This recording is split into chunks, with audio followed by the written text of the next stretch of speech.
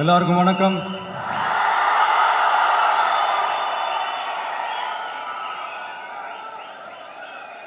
அண்ணல் அம்பேத்கர் அவர்களுடைய இந்த நூல் வெளியீட்டு விழாவில் கலந்துக்கிறது, அதுவும் இந்த முக்கியமான நாளில் கலந்துக்கிறது எனக்கு கிடைச்ச மிகப்பெரிய ஒரு வரமாக நான் நினைக்கிறேன். விகடன் குழும நிறுவன தலைவர் திரு ஸ்ரீனிவாசன் அவர்கள், அண்ணல் அம்பேத்கர் அவர்களுடைய பேரன் திரு ஆனந்த் டெல்டும்டே அவர்கள், நீதியரசர் ஓய்வு பெற்ற நீதியரசர் திரு சந்துரு அவர்கள், திரு ஆதவ் அர்ஜுனா அவர்கள்,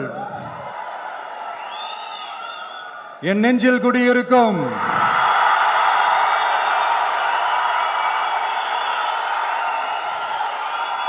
என்னுடைய நண்பா நண்பிகள், தோழா தோழிகள்,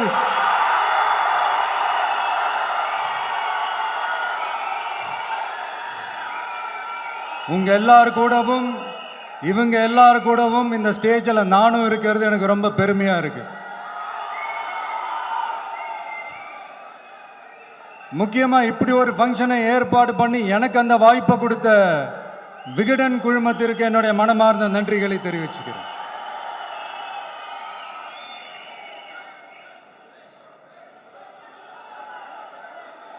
இன்னைக்கும் நிறைய பேர்கிட்ட உங்கள் ஃபேவரட்டான ஹாலிடே டெஸ்டினேஷன் எதுன்னு கேட்டிங்கன்னா நியூயார்க் சிட்டின்னு சொல்லுவாங்க. ஏன்னா அங்கே போய் ஒரு 2-3 நாள் தங்கிட்டு வர்றதே அது ஒரு பெரிய ஸ்டேட்டஸாகவும் ஒரு பெரிய அச்சீவ்மெண்ட்டாகவும் நினைப்பாங்க.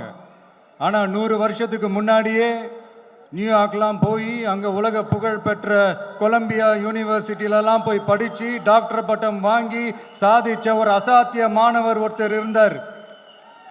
அது கூட பெருசு இல்லை, அவர் எந்த சூழ்நிலையில் அங்கே போய் படித்து சாதிச்சாருன்றதான் மிகப்பெரிய விஷயம்.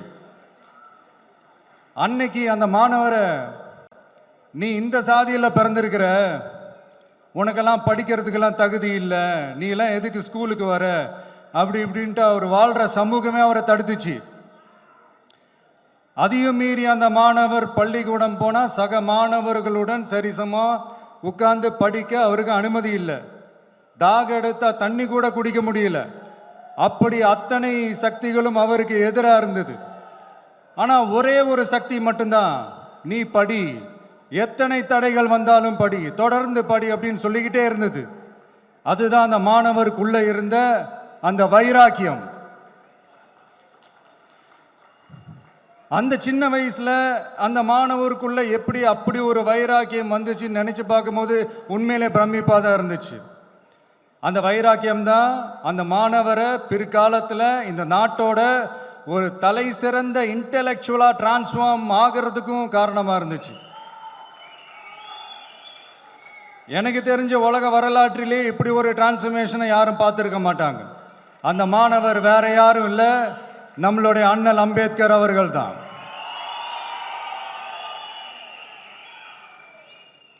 வன்மத்தை மட்டுமே தனக்கு காட்டிய இந்த சமூகத்திற்கு அவர் திருப்பி என்ன செஞ்சாரு அப்படின்னு அதை படித்து பார்க்கும்போது உண்மையிலே மெய்சில் இருக்க வச்சுது.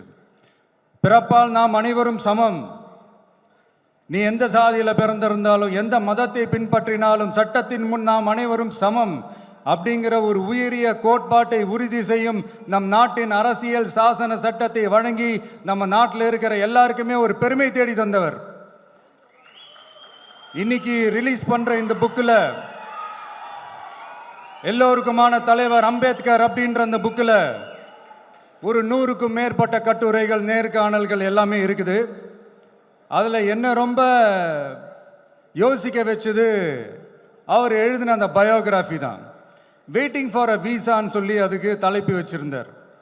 அதில் அவர் லைஃப்பில் ஃபேஸ் பண்ண விஷயங்கள், அவரை பாதித்த விஷயங்கள் எல்லாமே கிட்டத்தட்ட ஒரு 6 சம்பவங்கள் பற்றி அதில் குறிப்பிட்டிருந்தார். அதில் ஒரு 2 விஷயம் என்னை ரொம்ப பாதித்தது என்னென்னா, அதில் ஒன்று,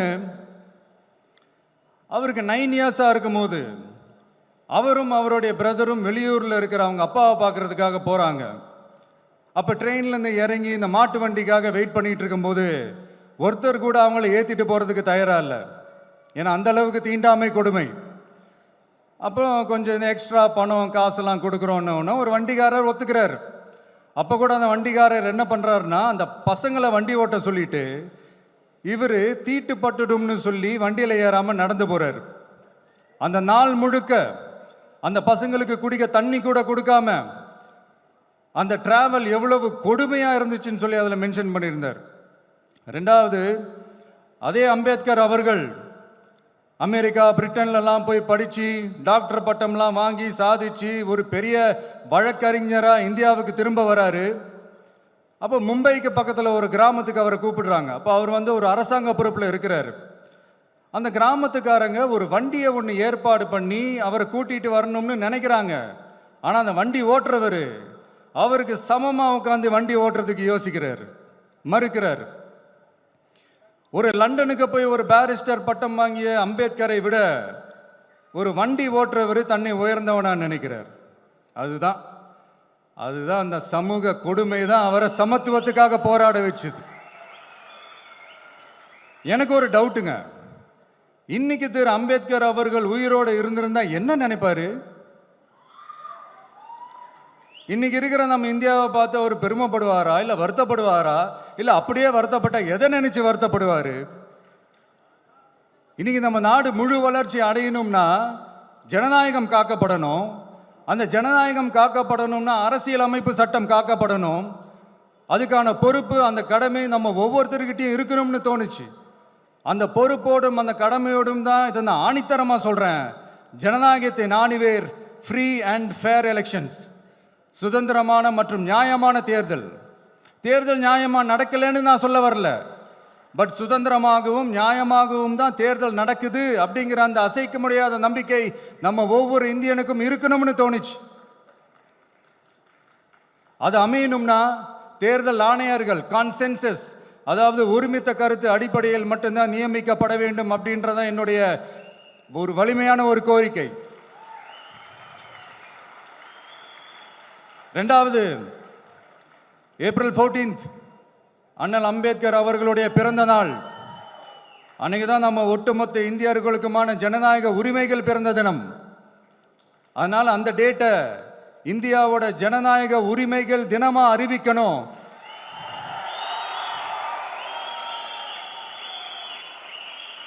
அப்படின்றத என்னுடைய இன்னொரு தாழ்மையான ஒரு வேண்டுகோள்.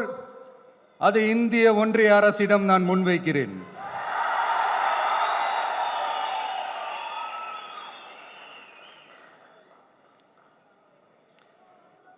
அம்பேத்கர் அவர்களை பற்றி யோசிக்கும் போது கண்டிப்பாக சட்டம் ஒழுங்கு சமூக நீதியை பற்றி யோசிக்காமல் இருக்கவே முடியாது. இன்றைக்கும் மணிப்பூரில் என்ன நடக்குதுன்னு நம்ம எல்லாருக்குமே தெரியும். ஆனால் அதை பற்றி கொஞ்சம் கூட அதை கண்டுக்காம ஒரு அரசு மேல இருந்து நம்மளை ஆண்டுகிட்டு இருக்கு.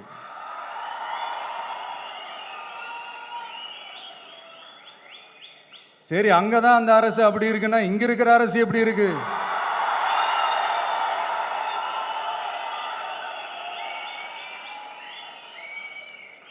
இங்க நம்ம தமிழ்நாட்டில் வேங்கை வயல்னு ஒரு ஊர்ல என்ன நடந்துச்சுன்னு நம்ம எல்லாருக்குமே தெரியும். சமூக நீதி பேசுகிற இங்கே இருக்கிற அரசு அதுக்கு எந்த விதமான ஒரு நடவடிக்கை எடுத்த மாதிரியே எனக்கு தெரியலையே. இவ்வளோ காலங்கள் தாண்டி, இத்தனை வருஷங்கள் தாண்டி ஒரு துரும்ப கூட கிள்ளி போடலையே. அதுதான் இதெல்லாம் இன்னைக்கு அம்பேத்கர் அவர்கள் இன்னைக்கு பார்த்தாருன்னா வெக்கப்பட்டு தலை குனிஞ்சு போவார்ல. கரெக்டு, நம்ம நடக்கிற பிரச்சனைகள், நடக்கிற கொடுமைகளுக்கெல்லாம் நம்ம குரல் கொடுக்கணும்.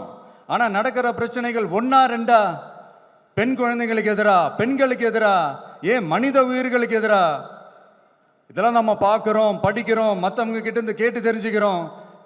இதுக்கெல்லாம் ஒரு நிரந்தரமான ஒரு தீர்வு என்ன தெரியுமா? ரொம்ப சிம்பிள் தான். நம்ம தமிழ்நாட்டு மக்களுக்கு தேவையான அடிப்படை வசதிகளை பாதுகாப்புடன் முறையாக முழுமையாக அளிக்கும், மக்களை உண்மையாகவே நேசிக்கிற ஒரு நல்ல அரசு.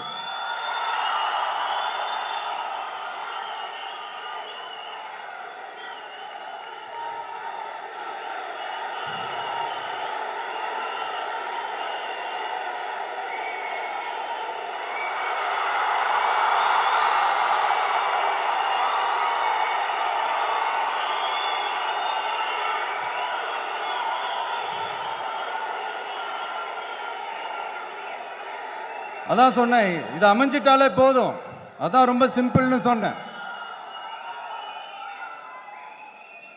அதனால இங்க டெய்லி நடக்கிற பிரச்சனைகளுக்கு சம்பிரதாயத்துக்காக ட்வீட் போடுறதும், சம்பிரதாயத்துக்காக அறிக்கை விடுறதும், சம்பிரதாயத்துக்காக நானும் மக்களோட மக்களா இருக்கிறேன்னு காட்டிக்கிறதும், சம்பிரதாயத்துக்காக மழை தண்ணியில நின்று போட்டோ எடுக்கிறதும்,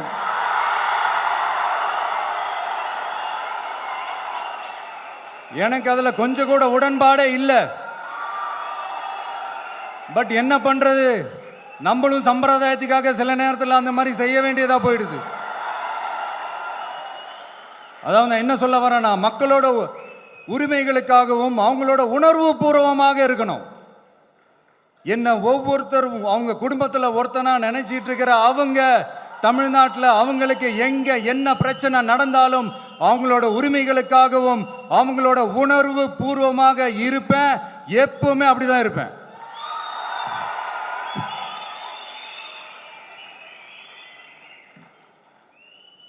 மக்கள் உணர்வுகளை மதிக்க தெரியாத, மக்களுக்கு அடிப்படை சமூக நீதியான பாதுகாப்பை கூட உறுதி செய்ய இயலாத, கூட்டணி கணக்குகளை மட்டுமே நம்பி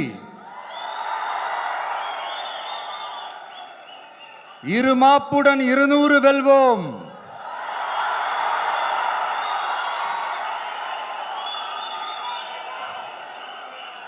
என்று எகத்தால முழக்கமிடும் மக்கள் விரோத ஆட்சியாளர்களுக்கு என் மக்களோடு இணைந்து நான் விடுக்கும் எச்சரிக்கை,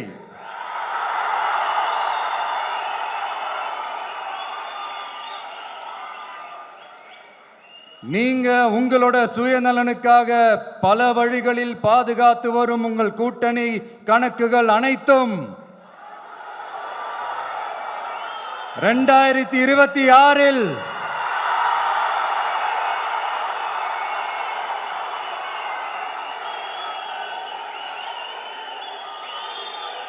மக்களே மைனஸ் ஆக்கி விடுவார்கள். மக்களே மைனஸ் ஆக்கி விடுவார்கள். மக்களே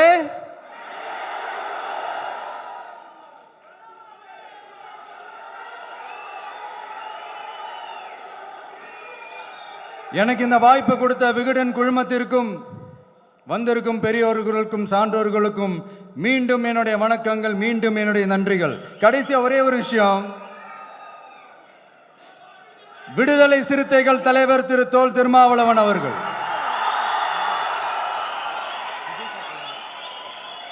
அவங்களால இன்னைக்கு வர முடியாம போச்சு.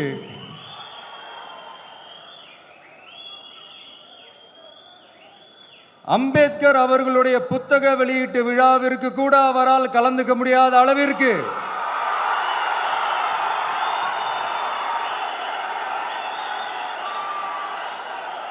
கூட்டணி கட்சிகள் சார்ந்து எவ்வளவு பிரஷர் இருக்கும் என்று என்னால் யூகிக்க முடிந்தாலும்